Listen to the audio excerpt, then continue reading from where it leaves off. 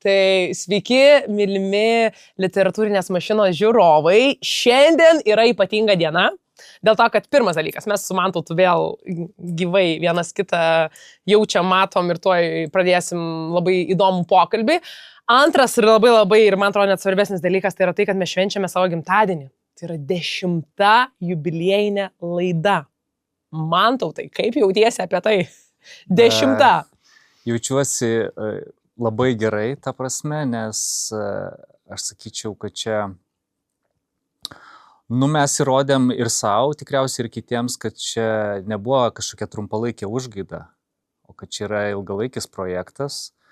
Ir aš galvoju, kad literatūrinės mašinos krumpliaračiai įgauna pagreitį ir mes nesustosim, mes toliau judėsim. Ir aišku, dar vieną dalyką, kurį noriu pasakyti, tai padėkot tau, Ieva. Oi. Nes ačiū už... Širdis buvo trumpam sustojus. Ačiū už pasitikėjimą, nes aš atsimenu, kai mes prieš kokius, gal jau 2 metus buvom susitikę kavinėje ir kalbėjomės apie šitą projektą, kaip apie tolimą viziją. Aš tuo metu galvojau, kad Mantautas juokauja. Jo, ir galiausiai šita tolima vizija virto tikrovę. Tai virto kūnų. Žodžiai virto kūnų, kas aš sakyčiau. Ir gyvena tarp mūsų. Ir gyvena tarp mūsų. Ir aišku, dar norėčiau padėkoti žmonėm, kurie irgi šalia šito projekto, kurių mes nematom, bet jie čia yra. Bet jie yra, jie dirba už kameros, mūsų prodiuserė Augustina. Taip. Kaip sakant, jo, Aridonas, Liutauras, kurie, kaip sakau, irgi nematomi žmonės, bet padaro labai daug darbo, netgi daugiau negu mes patys.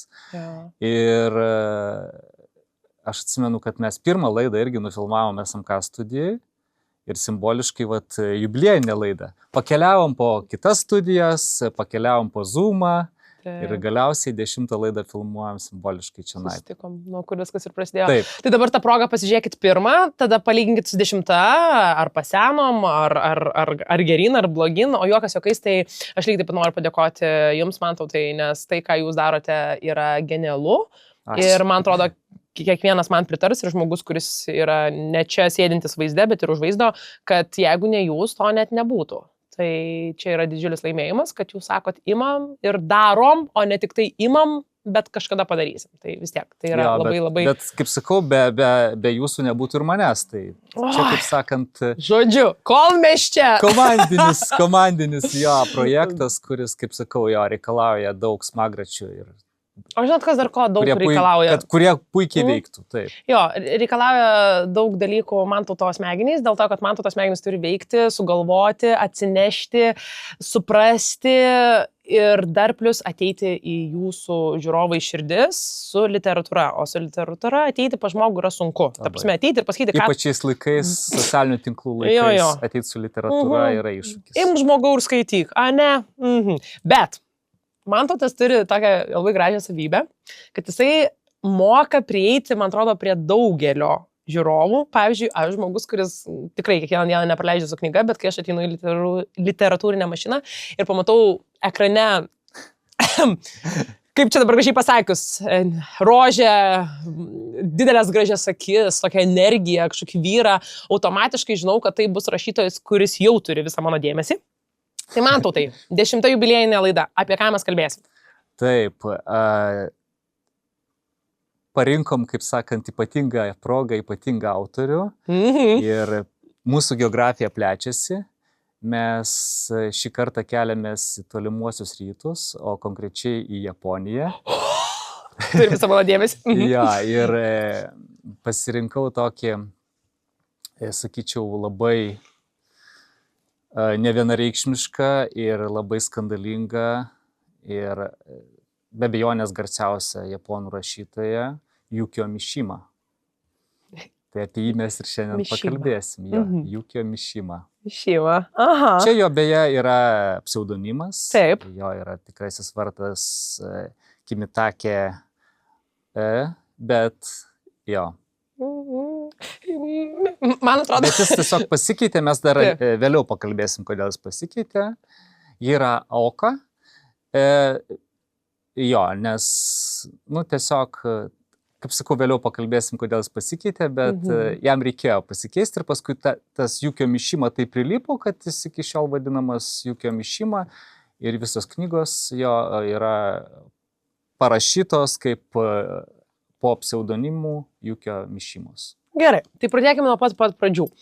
Kodėl Ruzo rankose atsirado japonų kažkokio Jukio knygos, kodėl iš viso? Ta prasme, kaip tavo, ta prasme, gyvenime atsirado jo literatūra ir kodėl apie ją reikia kalbėti šiandien? Jukio Mišimo pas mane labai netikėtai atsirado. Aš klausiausi visai, sakykim taip, tokių žmonių, kurie yra literatūrologai, toks garsus vertėjas Borisas Akuninas, kuris Jukio Mišimą vertė į rusų kalbą, davė paskaitą apie vertimus kalbėjo ir užsiminė, kad jisai sovietmečių susižavėjo autorių, kuris yra uždraustas ir jam labai buvo įdomu, kas tas uždraustas autorius. Čia kaip uždraustasis vaisius. Jo, kaip uždraustas vaisius ir jis sakė, kad sovietmečių jisai tiesiog vertė Jukio Mišimą į stalčių, jis išmoko kalbos, sužinojęs apie Jukio Mišimą, susidomėjo japonų kultūra ir tame tarpe šito rašytojų ir labai norėjo jį išsiversti, bet negalėjo jį publikuoti, tai vertė į stalčių, o kai sugriuvo Sovietų sąjunga, tada jis išpublikavo visus tos kūrinius. Ir aš tada pradėjau, kaip sakant, ieškoti, kas yra lietuviškai, nes, dėja, japonų kalbos nemoku. Dėja. Ir taip jis atėjo, kaip sakant, į mano gyvenimą. Tai ir pradėjau skaityti. Ir nuvylė labai stipriai? Ar atvirkščiai? Pradžioj gal nuvylė, bet paskui kažkaip aš pajutau tą Mišimos, nežinau kaip čia pavadinti, energiją. Taip. Jo, ir jį reikia, kaip sakant, skaityti tikriausiai originale, bet ta jėga net prasimuša per vertimą, nes aš turiu omeny, kad lietuviškai jo pirmoji knyga, kuri vadinasi Kaukės išpažintis, pasirodė išversta ne iš japonų kalbos, o iš anglų kalbos. Tai vertimas ir kai skaitai, jauti, kad tu skaitai per kalkę kažkokią. Taip. Bet netgi ir per kalkę prasimuša ta jėga. O jau kitos knygos, pavyzdžiui, Pavasario sniegas, arba Auksinė šventykla, čia sakyčiau visiškas šedevras, jau išverstas tiesiog iš japonų kalbos. Tai yra, jos dabar neseniai pasirodė jo. Tai jas jau galima skaityti originale, tai mes lietuviškai kaip tik šitas 3 knygas ir turime išverstas iš japonų kalbos. Aš sakyčiau, Auksinė šventykla yra viena geriausių jo knygų. Gerai, bet pakalbėkime apie jį, nes man tai jisai, tiesiog labai gražus vyras. Mes negalim apie jį nepakalbėti ir apie jo biografiją. Man, kad ir kokios šios knygos atrodo gražios, bet šitas vyras pranoksta visus šitos viršelius, tai kas jis toks ir kokia buvo jo kelionė iki rašymo pradžios? Ką aš galiu žiūrovam pasiūlyti? Užsisekti saugos diržus, nes dabar... Dabar pakalbėsim apie... Iš karto noriu pasakyti, gal, aišku, mūsų žiūrovai labai intelektualūs ir viską supranta, bet dėl bendros tvarkos noriu pasakyti, kad kalbėsim apie labai unikalią kultūrą ir labai, sakykim, taip žiaurią kultūrą. Ir mes nieko neromantizuosim čionai, mes nieko nepropaguosim, mes tiesiog kalbėsimės apie japonišką kultūrą ir literatūrą, kokia jinai yra. Man atrodo, kad visi pritartume, kad kur pamatai Japoniją, vaizdavimą aš kalbu. Taip. Ten filmuose, pavyzdžiui, tai ten visą laiką būna arba žiauriai, arba ne kitaip. Pas juos gal jų ta vėliava balta ir raudona, tai ir ta visa stiprybė, balta ir raudona. Gerai, važiuojam nuo pat pradžių. Šis džentelmenas kur gimė, kaip augo? Taip. Tai šis džentelmenas gimė Japonijos sostinėje Tokijoje ir augo jisai, tokiam, sakykim taip, gimė beje 1925 metais ir augo ne pačiam geriausiam Tokijo rajone. Jo tėvai buvo pakankamai išsilavinę ir turėjo gerus darbus. Jo tėvas buvo dirbo vyriausybės, kaip sakant, institucijose. O mama buvo labiau namų šeimininkė, bet irgi labai išsilavinusi, baigusi geras studijas. Bet jie senelis ten labiau irgi buvo garsus valdininkas, bet paskui pradėjo verslą ir tenai turėjo daug skolų. Žodžiu, jie dideliam name gyveno ir pirmam aukšte gyveno močiutė, kuri buvo visiškai, sakykime taip, tokia ties pamišimo riba, tiesą pasakius, ir nekentė nieko, išskyrus mylėjo būtent anūką. Tai labai sveika ir pagirtina močiutė, taip ir turi būti. Kitaip sakant, močiutė ten buvo išskirtinė tikrai. Ir jinai galiausiai, kai ten buvo kažkoks epizodas, kai močiutė buvo išvykusi į teatrą, ir mama lipo laiptais, ir dar Jukio ten buvo gal metai ar su kažkiek tai, ir jisai lipo paskui mamą, įsipainiojo jos kimono ir krito nuo tų laiptų ant galvos ir ten vos neužsimušė. Močiutė paskambino į teatrą, ją išsikvietė ir močiutė atvyko ir ramiu balsu paklausė, jisai mirė. Ir ne, sako, jisai gyvas. Gerai, sako, tai dabar aš jį pasimsiu globot. Jo. Ir jam močiutė uždraudė lipti laiptais, pasiėmė į savo kambarį ir jis augo gyveno močiutės kambarį iki 12 metų. Jo. Buvo atskirtas praktiškai nuo tėvų. Močiutė atskyrė jį nuo tėvų. Ir visiška kontrolė buvo iš močiutės pusės, o tėvai, paskui jis turėjo jau jaunesnę sesę, gimė, dar brolis, ir tėvai paskui galiausiai įsikėlė į kitą namą ir jisai augo su močiutė grinai. Jo. Kaip jisai sakė, aš turėjau... Kalinys. Jo, kaip kalinys, aš turėjau 60 metų mylimąją, kaip jis rašė savo knygoje. Su močiutė. Jo, su močiutė augo ir jo, močiutė neleido lipti laiptais, neleido eiti ant saulės būti, nes neva saulė kenkia odai, neleido, jis turėjo griežtai laikytis dietos ir, žodžiu, kadangi močiutė jį taip saugojo, jis turėjo labai silpną sveikatą, nes, ir iš prigimties jis buvo silpnos sveikatos, bet dar močiutė dar pablogino tikriausiai situaciją, nuo visko saugodama jį, tai jis tokiam šiltnamio sąlygom augo. Toks kaip antikvaras, jo, močiutė saugo. Jo. Iš kitos pusės močiutė buvo labai įsilavinusi, kaip sakau, labai gerai gaudėsi japonų kultūroje, teatre ir taip toliau. Prasme, jinai buvo teatrologija ir ar galima sakyti, kad jisai iš šios pasisėmė tos išminties? Taip. Ir močiutė daug skaitė ir močiutė skatino jį skaityti ir jisai skaitė močiutės tą visą literatūrą, kuri jinai buvo sukaupusi, ten klasikinė literatūra ir japonų literatūra, žodžiu, ir jisai augo tokiam, jau ten 5 metų būdamas jau rašė eilėraščius, žodžiu. Prašau. Jo, tai jisai augo tikrai tokioje intelektualioje aplinkoje, saugioje aplinkoje, bet jisai turėjo labai silpną sveikatą, jis buvo labai, paliegęs vaikas ir kai jisai jau pradėjo eiti į mokyklą, jis buvo visiškai asocialus, jis nepritapo nei prie draugų, nei prie tenai, nei prie klasiokų, nei prie klasiokių, žodžiu, jam ten buvo labai sunku. Jo, tai knyga Kaukės išpažintis, jinai tokia biografinė, tai aš sąmoningai dabar praleisiu šitos epizodus iš knygos ir pakalbėsiu apie jo biografiją bendrais bruožais, o tada sugrįšim dar prie šitos knygos. Gerai. Jo, tai jisai augo, jisai baigė mokyklą ir praktiškai, kai jisai baigė mokyklą, jau vyko karas antras pasaulinis, o kaip žinom, čia nereikia apeiti to, nes čia labai svarbi dalis, kad Japonija buvo nacių Vokietijos ir fašistinės Italijos pusėje ir tai buvo sudarytas 3 šalių sąjunga ir Japonija, buvo tokia imperialistinė valstybė, jinai siekia savo imperialistinių tikslų.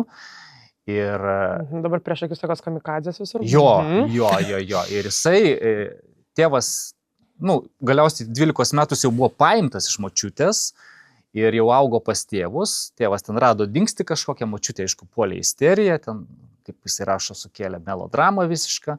Atbėgo į naujus namus, pradėjo daužyti laiptus. Ten panašiai vyko, bet žodžiu, kažkaip pavyko jį ten atjunkinti nuo tos močiutės, bet jis turėjo ją lankyti nuolat, o jeigu nelankydavo, tai močiutė ištikdavo ten isterijos priepuoliai, drebulys ir taip toliau, jinai ten su jo nuotrauka. Močiutė turėjo senelį. Turėjo senelį, bet senelis nesikišo į tos reikalus. Ir bet jis buvo atjunkytas nuo močiutės ir jisai baigė mokyklą labai gerai. Ir galiausiai jis mokykloje užsitarnavo pagarbą, nes Japonijoje, skirtingai negu Lietuvoje, ten gerbiami tie, kurie gerai mokosi. Nevaidinami pavyzdukais, ten iš jų nesišaipoma. Jisai ten jau mokykloje pradėjo publikuotis, rašyti. Būtent, ką aš ir prieisiu prie Jukio Mišimo, nes jam tėvas buvo labai griežtas, nacionalistinių pažiūrų toksai, ir jis sakė, kad literatūra čia yra nerimtas užsiėmimas ir, ta prasme, ką tu čia darai dabar. Ir mokytojai, ten nėra vienos versijos, bet ar tai mokytojai, ar jis pats ten norėjo pasislėpti po to pseudonimu, kad nežinotų, kad tėvas, kad ir jam pasiūlė. Bet čia gudrus sumanu. Gudrus sumanimas toks pasislėpti to pseudonimu, Jukio Mišimą. Mišimą, tai jis ten tiesiog, irgi nėra tos oficialios versijos, ar tai leidėjai, ar tai jis pamatė tiesiog važiuodamas per Tokiją stoties pavadinimą Mišimą. Jis pavadino, ten vadinasi iš japonų kalbos išvertus 3 salos, kažkas panašaus. O Juki tai sniegas kaip ir, bet ten japonų kalboje turi daug reikšmių tas žodis, bet iš esmės galbūt tai, kadangi Jukio Mišima žavėjosi Fudžijama. Fudžijama yra aukščiausias kalnas Japonijos, labai gražus ir ten jo viršukalnė yra snieginga. Tai sniegas ir 3 salos, kažkas tai panašaus, bet toks netikėtas derinys. Bet kaip sakau, yra daug labai versijų, ar čia leidėjai pasiūlė, ar čia jisai pats sugalvojo. Ar jis pasislėpė po to pseudonimu, bet klasiokai tik žinojo, kad jisai rašo. Ir jisai užsitarnavo pagarbą ir galiausiai jisai baigė, vienas geriausių buvo mokinių, labai gerai mokėsi iš tikrųjų. Tai aš tikiu. Ir netgi... Ką veikti, nieko neleidžia tau, į lauką neleidžia, o laiptų lipt neleidžia. Silpnas sveikatais buvo atleistas, pavyzdžiui, nuo fizinio lavinimo ir taip toliau. Ir galiausiai priėmė imperatorius Japonijos, o Japonijoje imperatorius tai čia yra, tai dievo vietininkas žemėje. Tai čia mums sunku tą suprast, bet jeigu tave imperatorius priema, tai tu praktiškai bendrauji su dievybė ir imperatorius jam padovanojo sidabrinį laikrodį. Tai jam buvo iš viso, čia gyvenimo buvo, kaip sakant. Ir tu visą gyvenimą negali nusimti. Tėvams ir močiutei tenai, kur Japonijoje, kaip sakau, imperatorius yra dieviška asmenybė, ta prasme. Jeigu žmonės dėl jo žuvo kare tiesiog. O tėvai, jau kai sūnus pasiekė būtent tokių pasiekimų, vis tiek nepripažino jo polinkio į, imkim taip, tą literatūrą. Bet jie nežinojo, jisai gavo tą laikrodį už gerą mokymąsi. Koks gudrus vaikinukas. Nes jisai baigė tą aristokratų mokyklą, kurią buvo įkūręs tas pats imperatorius. Tai jis ne už literatūrą gavo, jisai gavo už gerą mokymąsi. Ir tėvas sako, tai dabar tu stosi į teisę. Tuo metu universitete. Ir ką jis irgi be žodžio laisvės, gerai? Ir jisai sako, aš vis tiek galvau, kad čia karas, tokie nuolat jau bombardavo amerikiečiai. Taip. Ir sako, aš vis tiek galvau, kad mirsiu, tai koks skirtumas, ką studijuoti. Tai gerai, teisė, tai teisė.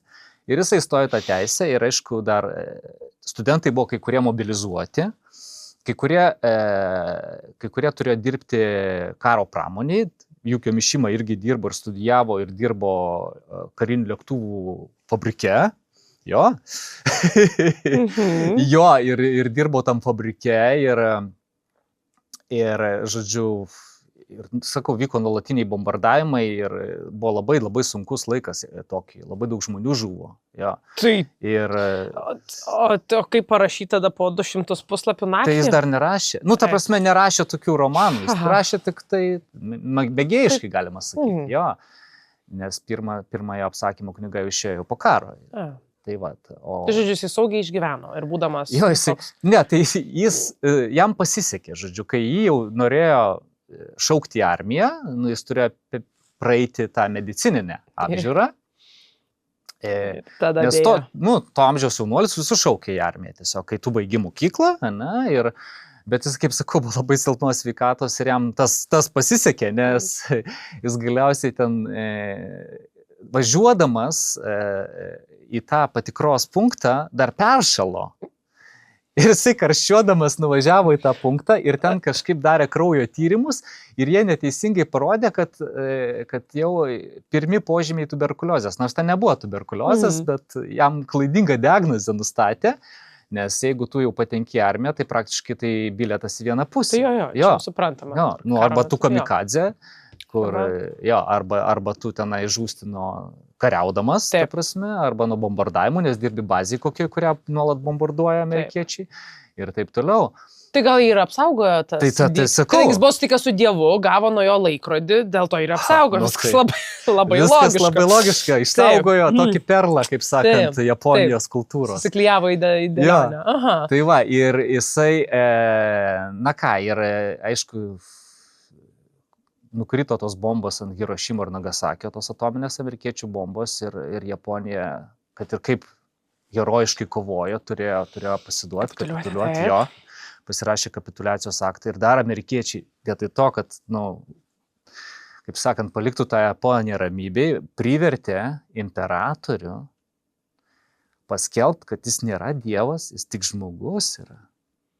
Ir kad jis toks pat kaip ir visi kiti.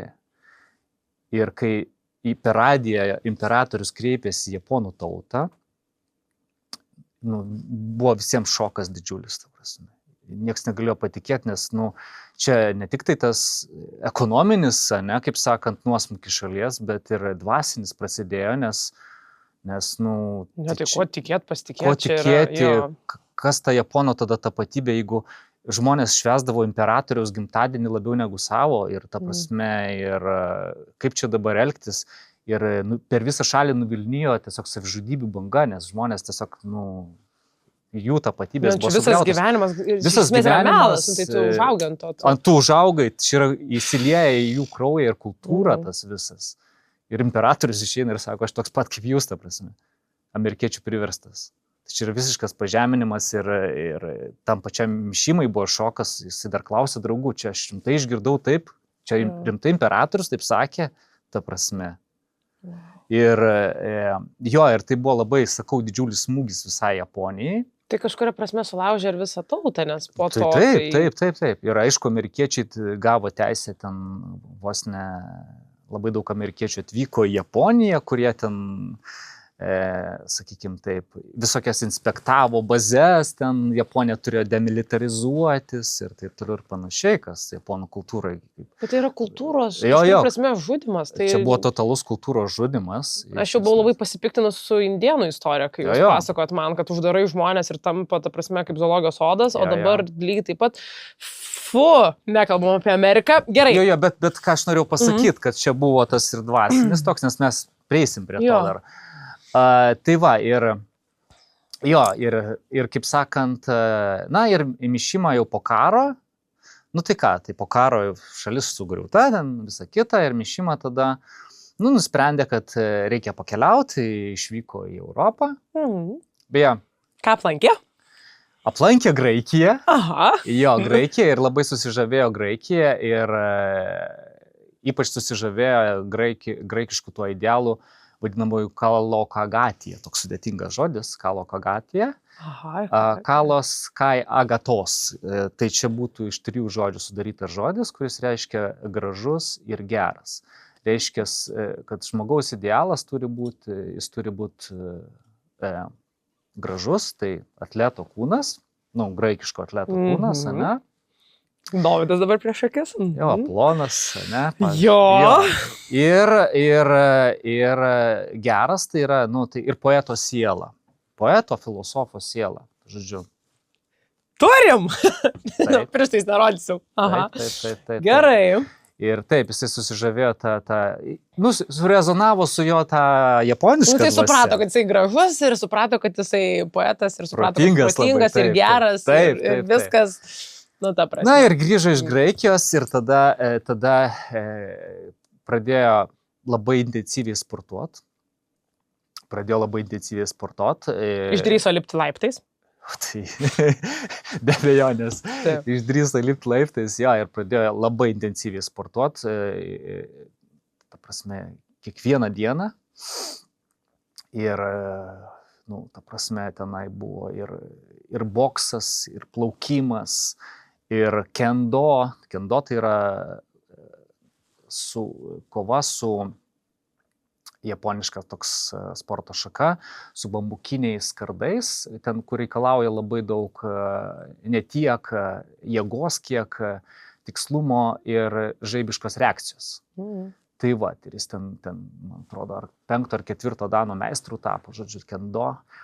O jo buvo pasididžiavimas, kad jis net pateko ant japoniško žurnalo viršelio kaip japoniško kultūrizmo idealas. Prašau. Tai iš savęs jis perdirbo visai kitą žmogų.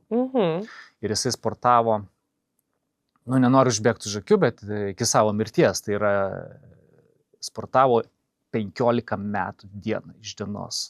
Statė iš savęs tokį atletą ir kartu... Bet čia nėra iš to gal šiek tiek, nu, kada žmogus taip elgiasi, kada pusė gyvenimo jam to neleidžia. Ta prasme, jam to, tu nori, jisai vaikystėje to negalėjo. Dar pakalbėsim apie, kodėl atėjo ta Nes čia kvepia tom kaukiam, kuris sakėt, kad kalbėsim. Ne, bet tiesiog, jo, jisai jau nuo vaikystės, nuo mokyklos laikų pradėjo idealizuoti tos berniukus, kurie atletai, kurie gražus.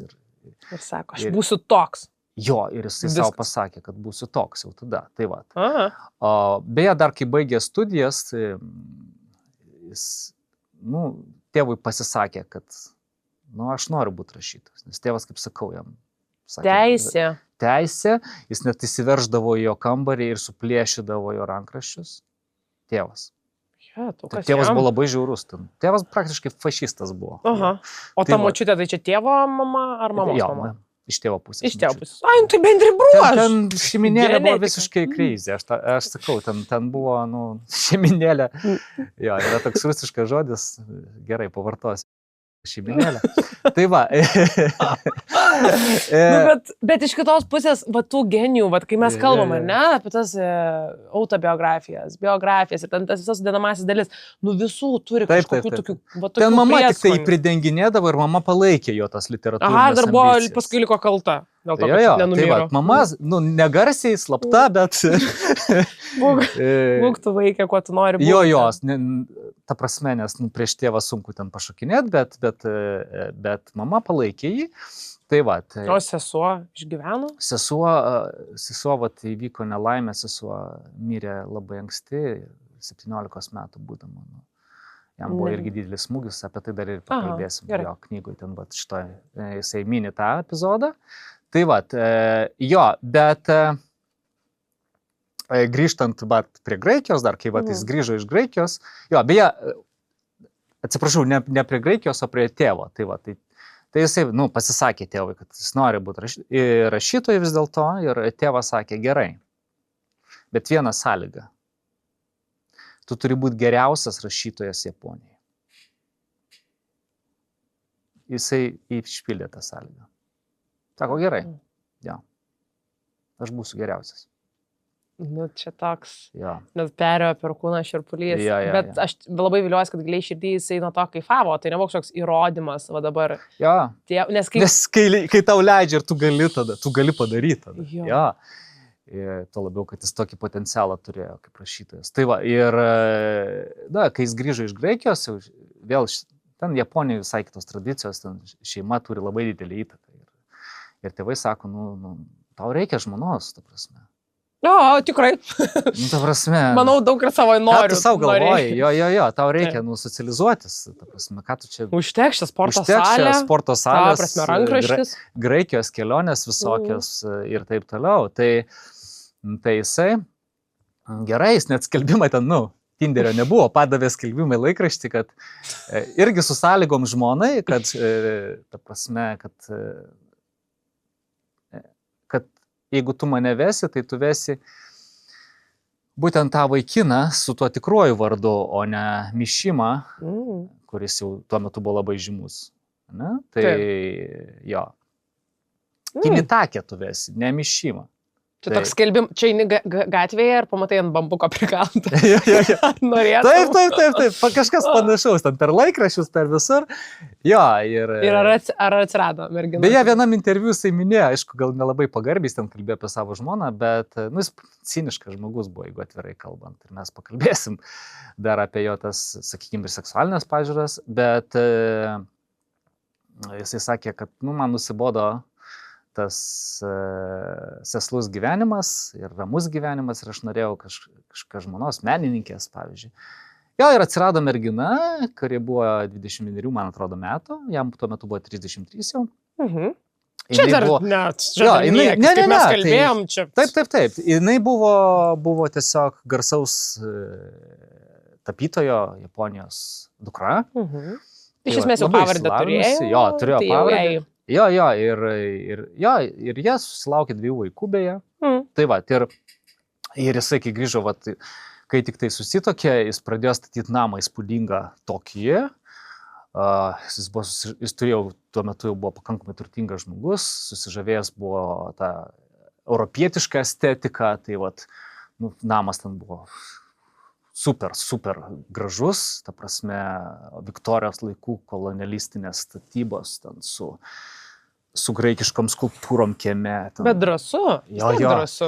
O ten toks kaip ir dalis, toks ten mišinys tokių architektūrinių stilių, rokoko ten stilius, ten viduj barokinė, bet interjerai barokiniai. Jam pačiam tai patiko, ar patiko moteriai, kurią jisai pamilo? Jisai norėjo tokio namo, tos skulptūros graikiškos, aišku. Bet jis toks žmogus egocentriškas, labai egocentriškas. Aplink jį taip. Pasaulis, ar ne? Visas pasaulis aplink jį. Čia iš močiutės pasiėmė šitą, man atrodo, reikaliuką. Jo, egocentriškas labai ir narcisistinis tikriausiai, narcisistinė asmenybė, jo, mėgstantis dėmesį. Bet aš ir negaliu pykti. Kaip jį nežiūrės. Aha. Tai va, ir jisai pasistatė super ten namą. Jeigu galėsit, kas norės iš žiūrovų, pasižiūrėt nuotraukas, galite susirasti, įsiveskit Mishima House. Bet, ta prasme, liko iki šiol ten gal koks... Tas namas, kai jisai mirė, vėl užbėgant už akių, tai žmona išlaikė tą namą ir... Aš nežinau, dabar ten, man atrodo, gal muziejus įkurtas jau, kažkas panašaus. Būtų įdomu. Tai būtų įdomu tokį nuvažiuoti ir pasižiūrėti. Jo. Bet tas namas dar yra, tai be abejonės jisai pastatytas labai kokybiškai, iš labai kokybiškų medžiagų, tai jis 1000 metų gali stovėti tas namas. Ir galiausiai jisai, jau 60-metis prasidėjo, ir Japonija, išgyveno tokius pakankamai sunkius laikus, nes, po karo šalis, aišku, atsistatinėjo, ekonomika atsigavinėjo labai stipriai ir greitai, nes japonai darbštus žmonės, ta prasme, bet labai westernizavosi ir dalis jaunimo, labai radikalizavosi. Tai yra arba tu komunistas, kairysis, arba tu labai dešinysis. Prasme, jau link to nacionalisto pažiūrų, radikalaus nacionalisto. Ir aišku, Mishima tapo, kadangi jis ir imperatorių labai mylėjo, tai ir jisai tapo nacionalistų japonų.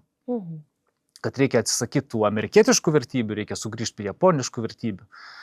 Bet tai yra normalus, taip užaugo. Taip užaugo tokie tradicijai ir žodžiu jisai.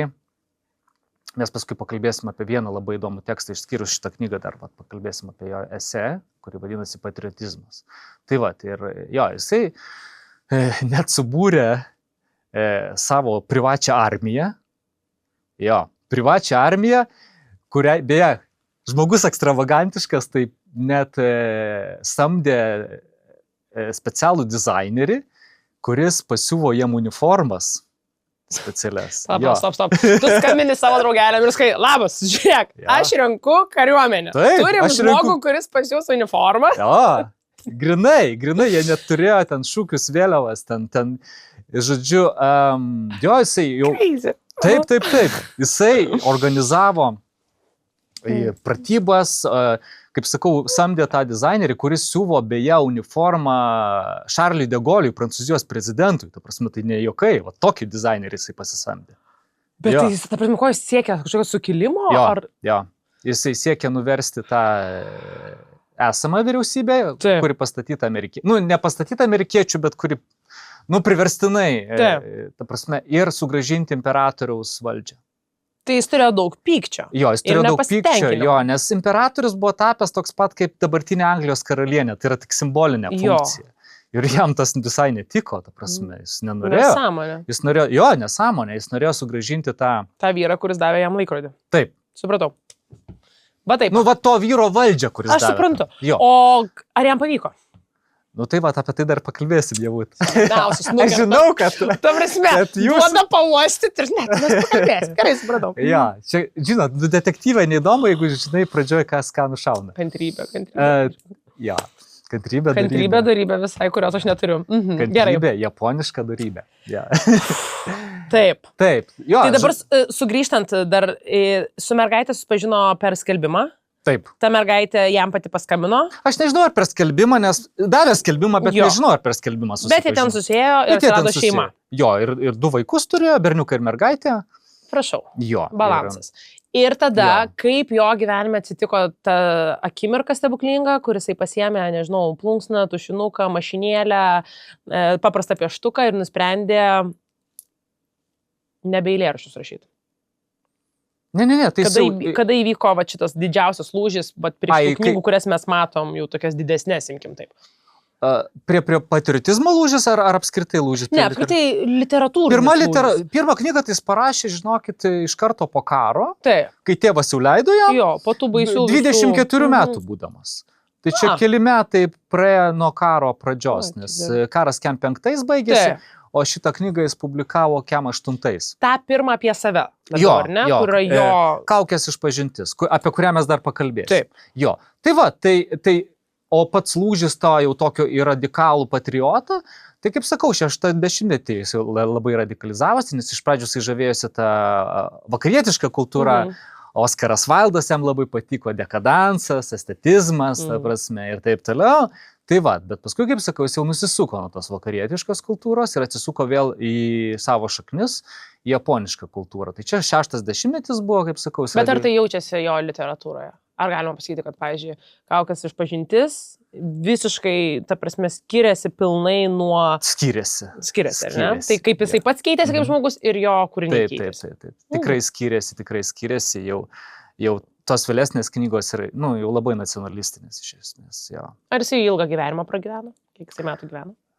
Javutė, jūs vis norite užbėgti. Tai aišku, nes man įdomiausia. Gerai, tai pakalbėsiu. Javutė, tai. Taip, grįžtant prie tos jo armijos, ne? Jo, subūrė armiją. Aš žinau, kad jam nepavyko. Tikrai nenuvertė. Aš jaučiu mano moterišką intuiciją. Vyriausybės, ne? Jo, ir galiausiai jie nusprendė, kad jisai nebuvo kvailas žmogus, ta prasme, jis suprato, kad jam reikia visuomenės palaikymo ir kariuomenės palaikymo, kuri jau buvo nustekenta amerikiečių tiek, kad, kaip sakau, demilitarizuota buvo Japonija tuo metu. Tai jis nusprendė, kad jis neėmė visos savo armijos, nes, per didelė rizika buvo tiesiog. Ir, tu tiesiog nieko nepasieksi tuo, reikėjo gudrumu. Tai jisai nusprendė, kad reikia nuvykti į karinę bazę. Su 4 draugais nuvyko ir paimti įkaitų, generolą toj kariniai bazai. Ir planas buvo toks, kad jis tada išeis į balkoną ir pasakys kalbą miniai žmonių, jau ten susirinkusiems visiems kareiviams, nes kariniai bazė. Ir jis dar prieš vykdamas į tą karinę bazę dar parašė visiems žurnalistam, kad atvyktų ir žurnalistai su kamerom, su viskuo. Žodžiu, kad tas būtų teatrališkas toks pasirodymas jo ir kad jisai, kaip sakant, ne tik kariuomenę, bet ir tautą pajungtų daryti to karinio perversmo. Tai ir jisai toks viešas cirkas kažkuria prasme. Taip, bet žiaurus, bet labai nusprendė tokiu būdu ir jisai pasiprašė audiencijos pas tą generolą, aišku, sutiko ten, kaip, prasme, jeigu žmogus prašosi pasikalbėti, kodėlgi ne, sako, ar galima su 4 draugais, apsauga sako, apsauga pažino tuos vyrukus, nes jie treniruodavosi toj bazėje. Tai savi. Savi, sako, tai eikit, sako, viskas gerai. Bet jie buvo su kardais. Japoniškais. Beje, japoniški kardai yra atskira ta tema, ten, nu, jie kaip, žinot, jie labai gražus yra. Tokie, Ir labai aštrus. Jie labai aštrus. Jie kaip meno kūriniai yra, ta prasme. Ir Žodžiu, gali likti be galvos. aš esu matęs gyvai japoniškus kardus, kažkada jie buvo atvežti į Kauno karo muziejų, tai yra kažkas tokio, tai yra įspūdinga. Tai va, ir apsauga sako, jo, bet pasidėkit kardus. Sako, bet mes japonų kareiviai, mes, nu, be kardo mes negalim, nu, leiskit mums su kardais, nu, ta prasme, mes išduosim savo japonišką dvasę, jeigu mes atsisakysim eiti be kardų. Nu gerai, sako, eikit su kardais. Ir jie ėjo su kardais. Ir taip žmogus liko be galvos. Ir tą generolą jie paėmė kaip įkaitą. Jo. Jie užsibarikadavo. Ir tada Mišima jau išėjo į balkoną, tai buvo susirinkusi minė tenai. Ir jisai pradėjo sakyti kalbą. Nu, kad reikia nuversti, kad reikia sugrąžinti imperatoriaus valdžią, reikia nuversti vyriausybę ir taip toliau ir panašiai, parlamentą ten, ar kaip ten vadinasi Japonija, aš nežinau, parlamentas, man atrodo. Tai va, ir jaunuoliai ten tiesiog juokėsi, ta prasme, jie jau gimė po karo, kas tas imperatorius jiems? Klausosi amerikietiškos muzikos, ta prasme. Ja. Kaip sakant, už lango dangoraižiai, kapitalizmas nugalėjo, tokios Japonijos jau nebėra. Ir jisai turėjo kalbą sakyti 30 minučių, bet iš tos kalbos liko tik tai 8 minutės. Jisai pamatė, kad niekam neįdomu. Jis tada nuėjo į kabinetą. Pasakė draugui, kad žinai, ką turi daryti. Draugas sako, taip žinau. Nu ir jis atliko tą vadinamą harakiri. Tai yra persipjovė savo pilvą. Bet kad pilnas būtų harakiri ar sepuku, kaip... Pats savo perspėjo pilvą. Taip. Tik dėl to, kad balkonė nieks neklausė. Jo, tai yra pažeminimas. Japonam pažeminimas tai yra mirties nuosprendis. Ta prasme, tu negali būt gyventi su tuo pažeminimu. Tai va. Ir harakiri tai yra toks iš samurajų laikų atėjęs tokia tradicija persipjauti savo pilvą. Tai va, bet jeigu tu nori pilnos ceremonijos, jis norėjo pilnos, japonų nacionalistas, jis norėjo pilnos ceremonijos, tai kai tu persipjauni savo pilvą, galiausiai turi draugas tavo, ar tas sekundantas tau nukirsti galvą. Bet nukirsti galvą taip, kad vėlgi, jeigu nukirti galvą ir jinai nurieda, tai yra pažeminimas, turi nukirsti taip galvą, kad jinai dar ant odos gabaliuko va taip nusvirtų. Tai va, tu savo persipjauni pilvą, kaip sakau, mes čia nieko nepropaguojam, bet čia yra japoniškos tradicijos, jo, harakiri arba sepuku, kaip sakau. Tai va, bet draugas buvo jo labai jaunas ir jo rankos drebėjo. Ir žodžiu, jam nepavyko iš pirmo karto nukirsti, turi būti iš pirmo karto nukirsti. O žinot, kultūristos sprandas toks. Ir jisai vieną kartą bandė nukirsti ir nepavyko. Antrą kartą bandė galvą jam nukirsti, nepavyko. Tada priėjo kitas draugas ir, pagaliau nukirto tą galvą. Jo, ir, aš suprantu. Laikykitės. Jo, ir tada tas draugas, kuriam nepavyko nukirsti, irgi savo pasidarė harakiri, nes, tai ir pažeminimas, kad jis nesugebėjo to atlikti. Tai va, visi kiti likę draugai liko gyvi, jie buvo suimti. Tai baigėsi Mišimos gyvenimas, kuris truko labai trumpai, 45 metus. Jisai įvykdė tą, kaip sakant, nesėkmingą perversmą ir savižudybę 1970 metais. Gimė 1925 metais. Nežinau, aš labai gyriau jo grožį ir tikriausiai gerumą ir protą, bet galiu pasakyti, kad šiek tiek durnas. Ta prasme, aš įsivaizduoju. Sugadino tokį gyvenimą. Aš visiškai. Bet va čia yra, aš dar kartą pabrėžiu. Aš suprantu, kad taip žmonės tampa legendom ir mes apie juos kalbam ir pilvetoj drogo toj apsivemsiu, nes labai lakę vaizduotę turiu. Taip. Bet, taip, vardant, ta prasme, gerai, tarkim. O viena liko jo mylima moteris su vaikais, su to visa vila, viso kita, nes harakiri negali pasidaryti, nes dar 2 vaikai, o vyras taip gali, nes jis ten...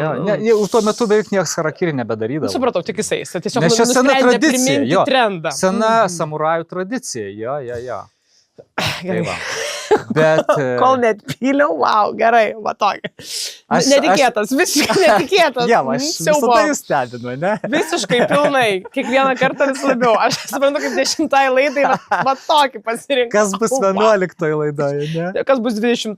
Gerai. Kas bus 20 laidoje? Šiek tiek apie literatūrą, nes jau esam labai laike, koncentruotai. Jeigu mes norime... Koncentruotai, bet labai greitai. Taip, pažinti šį žmogų, nuo ko reikia pradėti?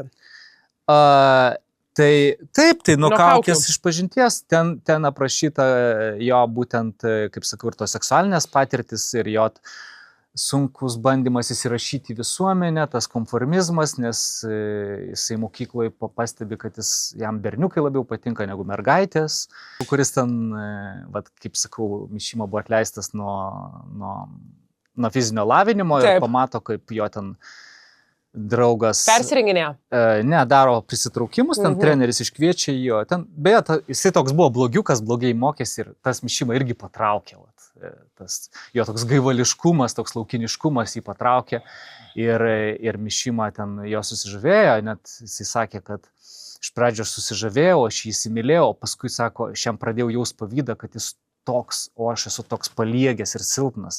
Ir aš tas įvaizdis to Ome, to berniuko vardas. Ir sako, aš po to karto, kai aš pamačiau jo, kaip sakant, į ten torsą visą, ne? Tai visą kūną. Ir jo pažastis. Aš supratau, kad aš noriu būti toks kaip jis. Bet čia gal jis mano šūkis kaip įvaizdį. Jo, tai jisai pats ir nesuprato, kas vyksta.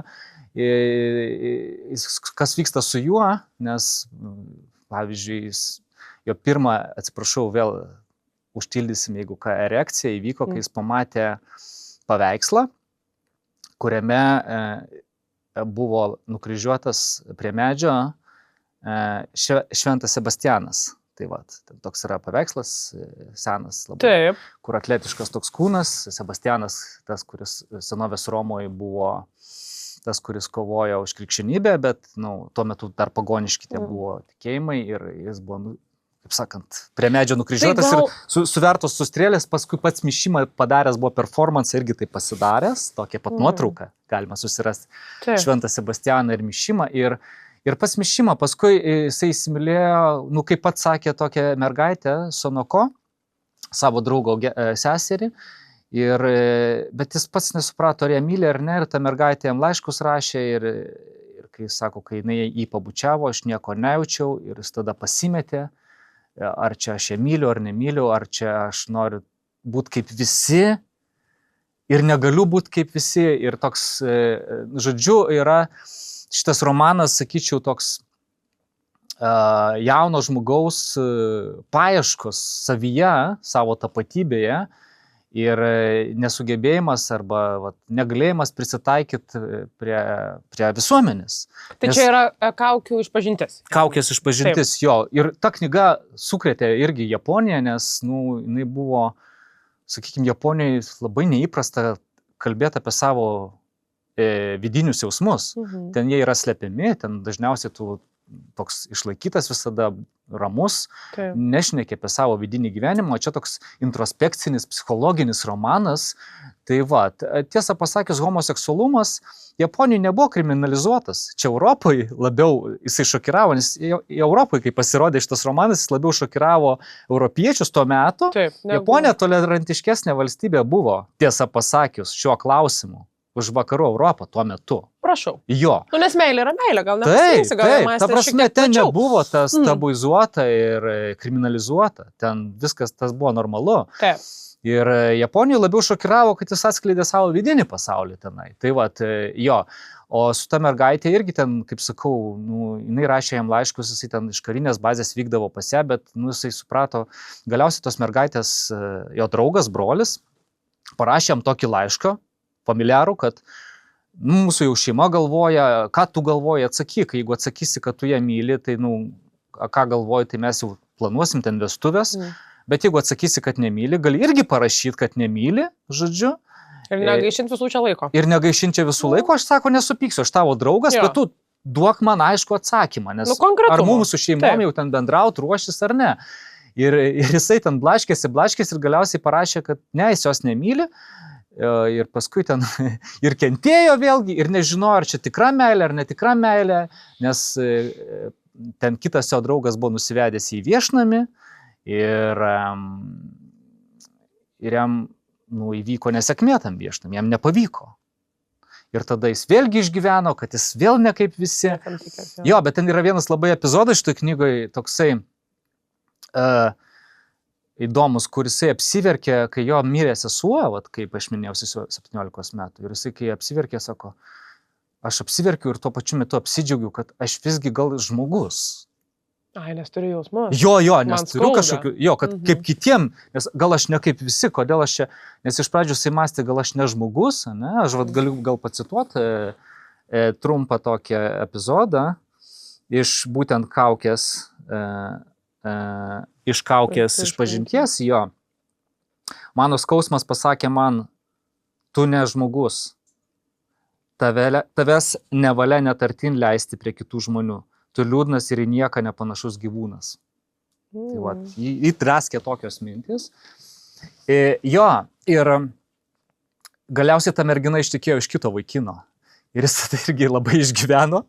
Jo, ir pavėluota reakcija. Pavėluota reakcija. Jis dar su ja susitikinėdavo, bet tiesiog susitikinėdavo, nes negalėdavo kažkaip jos paleisti. Ir jinai tikriausiai irgi jį dar vis mylėjo. Bet jisai sakė, vienu metu aš pajutau tokią galę, kad aš galiu manipuliuoti tos merginos meilę, kad aš pats galiu sukelti į meilę ir pats galiu neįsimylėti jo, kad aš... Šiknius. Jo, kad aš galiu tą daryti. Tai ir jeigu mes dar turim laiko, dar prie jo patriotizmo 5 minutės prisiliesti. Galim čia šiek tiek liestis, taip. Taip, o jo patriotizmas jau buvo parašytas tada, kai suradikalėjo, kai Ieva sako, kad įvyko tas lūžis, ne, ten jis jau žymėjo tikrą tą lūžį, ne, į tokį radikalų japonų nacionalistą.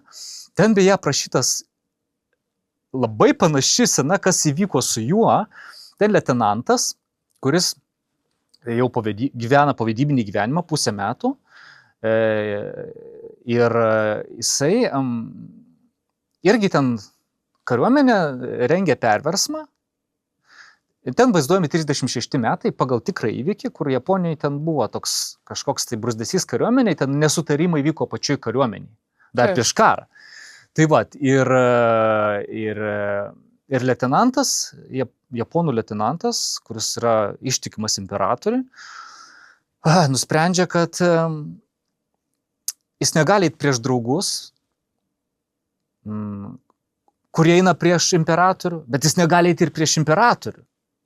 Nes jis ištikimas visų pirma, tai imperatoriui. Tai ką tada darytų? Tai tada belieka nusižudyti. Tai ir jis tada... Taip, bet čia tas romanas atskleidžia tą japonišką tradicinę šeimą, kur žmona absoliučiai yra ištikima vyrui ir jinai seks paskui jį. Tai reiškia, kad jinai irgi nusižudys. Irgi harakiri. Irgi pasidarys harakiri. Jie ten tą pačią dieną atlieka labai natūralius veiksmus, kloja lovą, ten eina į vonę, žmona daro makiažą, bet jau žino, kad jie atliks šitą veiksmą. Taip. Nes jis negali to pažeminimo ištverti. Tai ir čia buvo parašytas šitas apsakymas 9 metai iki mišimos to, kaip sakant, nusižudimo. Kažkiek projekcija kažkiek atsitiko gyvenimo. Taip, čia galima tai pasakyti, nes tik tai žmona liko gyva, bet jis ten... Žmona neskaitė. Gal nesprato šitą planą. Bet ten tokia pavaizduota tradicinė japonų šeima, matot, atrodo, homoseksualus žmogus turėtų būti visai kitoks, turėtų būti kairiųjų pažiūrų, bet jis yra dabar nacionalistų simbolis visam pasaulyje. Tai ir jo tas tekstas patriotizmas cituojamas, kaip sakau, visų, kurie, ta prasme, dešiniųjų pažiūrų žmonių. Tai ir, žodžiu, jisai, ten yra toks įdomus epizodas, kad jie dar prieš harakiri pasimyli. Paskutinį kartą. Jo, paskutinį kartą ir kaip jie mąsto, ten šiaip šaltas toks tekstas, labai toks šaltas tekstas, jo, bet šaltis krečia, kai skaitai, bet lietuviškai dėja mes jo neturim, bet galim angliškai paskaityti ir vis tiek jausis tas. O kaip jisai vadinasi? Patriotizmas. Ai. Jo, taip ir ir tenai, ir jie net masto, kad jeigu mes liksim gyvi, jau niekada mes neišgyvensim tokio jausmo, besimylėdami, kaip išgyvenom tą momentą. Nežinau, tai Japonijoje, kaip sakau, estetika ir žiaurumas eina greta. Ten yra net toks simbolis, amerikiečių antropologija, yra parašęs labai gerą knygą, žodžiu, chrizantema ir kardas, kad vienoje pusėje yra chrizantema, tai yra estetika, kitoje kardas, tai yra estetizmas ir militarizmas. Ir Mišima bandė suderinti tą, nes Japonija tai krypdavo į militarizmą, kaip Antram pasauliniam kare, tai atsisakykim, demilitarizuokime, krypkim į estetizmą. Mišima sako, ne, Japonija tai yra iš dviejų dalių. Iš estetizmo ir tos samurajų tradicijos militarizmo. Kardas ir chrizantema turi eiti greta visą laiką. Tai va, ir žodžiu, kaip sakau, jie pasimyli ir žmona, jisai paprašo, kad jinai nežiūrėtų, nes, kad jai nebūtų taip sunku, kai jisai pasidaro, bet žmona, jam padeda nusižudyti, jis jam nepavyksta, nes jisai tiesiog, kai perdūrė savo pilvą ir pradeda rėžti, jis pajunta žvėrišką skausmą tiesiog. Ir jis dar gyvas ir žodžiu, jisai, žmonai nereikėjo kirsti jam galvas, bet jisai, jam tiesiog nebepataikė dar nusidurt savęs, nes jam reikėjo dar nusidurt. Tiesiog jisai dar buvo gyvas, ne? Ir žmona jam tiesiog pastumė tą. Bet dar prieš nusižudimas dar pasižiūrėjo žmoną ir, kaip ten rašoma, ten spūdingai rašoma, kad jis pamatė žmonoje visą tą imperatoriškos Japonijos grožį jos veide pamatė. Aha, kas žmonai padėjo nusižudyti? O žmonai daug paprasčiau, nes moterims Japonijoje nebūtina daryti to sudėtingo harakirio, kur ten pjauni iš kairės į dešinę tenai, tada į viršų truputį po šonkauliais. O žmonai užtenka tiesiog persidurt gerklę ir viskas. Tai žmona atliko... Lengvesnis. Jo, lengvesnis. Sakau, mes nieko neromantizuojame, mes tiesiog kalbam, kaip yra iš tikrųjų. Jo.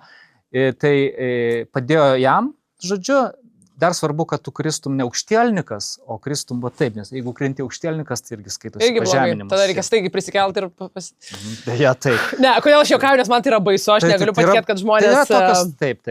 Bet kaip sakė Levi Štrosas, mes nesibaisėkim, nes tiesiog mes nežiūrėkim į kitus per savo linzes. Tai yra kitos tradicijos, kita kultūra, kuris susiformavosi šimtmečius. Tai nėra, kad čia tiesiog taip yra. Čia lygiai tas pats, kaip galvoja apie mūsų istoriją. Jo, japonai galvoja, kad mes esame barbarai. Sudeginamos ant laužų ir visa kita. Taip. Kiekvienas turim savo, taip. Taip. Wow. Ir tada nusižudo ta žmona ir tai baigėsi tas įspūdingas apsakymas, patriotizmas.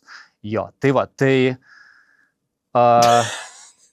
Aš tai nebeturiu žodžio, man dabar yra toksai jeigu jau nebeturite žodžių. Man yra samišis, nes tai mes galim į pabaigą įdėti. Taip, einam į pabaigą ir vis dėlto žmogui, nuo ko reikėtų pradėti nuo kaukės išpažinties, tada ar patriotizmas turėtų būti pabaiga? Aš nežinau, ar patriotizmas turėtų būti pabaiga. Ar šis turėtų būti, ar gal jo šis nereikia. Bet jeigu norit suprasti visą mišimą, turit, žinoma, ir patriotizmą perskaityti, bet šitos? Bet Auksinė šventykla aš labai rekomenduoju, čia būtent pagal tikrą įvykį jo parašyta knyga, kai vienuolis sudegina pačią gražiausią Tokijo šventyklą. Jinai auksinė buvo, ta prasme, jinai aukso spalvos buvo. Aš nežinau, ar ten stogas iš aukso buvo padarytas, bet jinai buvo labai graži. Jinai dabar atstatyta Tokijoje, bet jinai yra prie ežero, tai ją toli galima tik pamatyti, bet jinai atstatyta ir Mišima bandė įlysti į to žmogaus, to vienuolio, kuris sudegino tą šventyklą, psichologiją. Irgi toks psichologinis romanas. Kodėl jisai sudegino tą šventyklą ir Mišimos manimu, todėl, kad jis pavydėjo šventyklai grožio. Turiu omeny, kad jinai buvo tobula, o jis netobulas. Prašau. Jis labai daug savo psichologinių problemų sprendžia per savo kūrinius. Jo, ir todėl jisai, aš labai čia primityviai aiškinu. Taip, tai turi žmogus paimti rankas. Bet paskaitysit, pamatysit, bet ką aš dar noriu pasakyti, kad japonų kultūroje pilvas tai nėra taip kaip vakarų kultūroje. Pilvas tai yra, pilve tai yra visas grožis, pilve tai yra mūsų siela. Nu, ne ta krikščioniška prasme. O taip, pilve išnešiojama gyvybė. Aš labai suprantu. Pilve yra mūsų valia, mūsų, kitaip sakant, jėga yra pilve. Ir dėl to, vat, aš dar vieną citatą tiesiog, jau pačiai pabaigai, iš Auksinės šventyklos. O čia mano rankose yra Pavasario sniegas, kaip tik apie Lietuvos orus. Tai jo, Pavasario sniegas irgi įspūdinga knyga. Čia yra iš viso 4 knygos.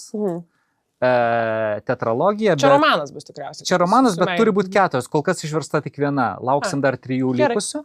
Beje, prieš atlikdamas tą nusižudimą, Mišima pridavė paskutinę knygą į leidyklą. Žodžiu, labai tvarkingai visus rankraščius viską pridavė į leidyklą ir jo visos knygos yra išleistos. Žodžiu, tai va.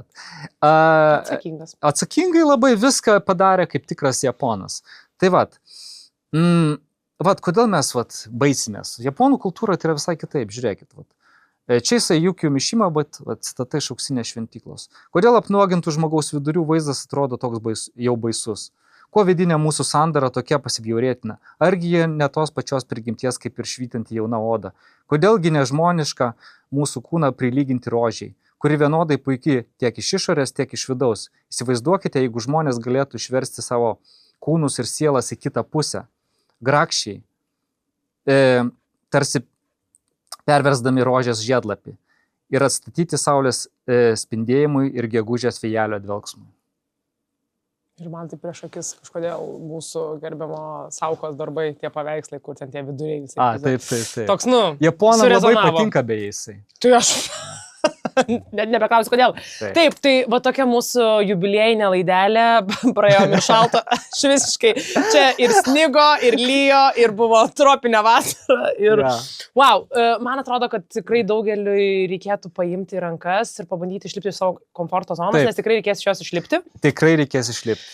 Ir aš džiaugiuosi, kad aš pati nežinau, kad mes kalbėsim būtent apie šį žmogų. Atsiprašau jau už tokią nepatogią laidą, bet man atrodo, mums reikėtų irgi sukrėtimo kitokio. Bet kažkuria prasme mes juokiamės su Mantautu, kad mes kartais nesitarėm ir, pavyzdžiui, panašiai apsirengiam panašiam spalvom. Taip, mes tikrai nesitarėm. Tikrai. Ir juokas juokais, aš net pasidariau vieną nagą, galvodama apie Japoniją. Nors net nežinau, kad kalbėsim apie Japoniją. Pasąmoningai. Taip, tai buvo nuostabu. Ačiū. Ačiū, Ieva. Ačiū. Ačiū kiekvienam iš jūsų. Dabar po šitos laidelės turit dar 9 pasižiūrėti iki tol. Būtinai. Ta prasme, kad švęstą jubiliejų taip, kaip reikia. Taip, žiūrovai, būtinai pasižiūrėkit. Ir kas neužprenumeravo, užprenumeruokit kanalą. Mums reikia pasiekti iki vasaros 200 prenumeratorių. Aha, ir man reikia dabar tokio lengvo, nežinau, širdies, kokio raminamųjų.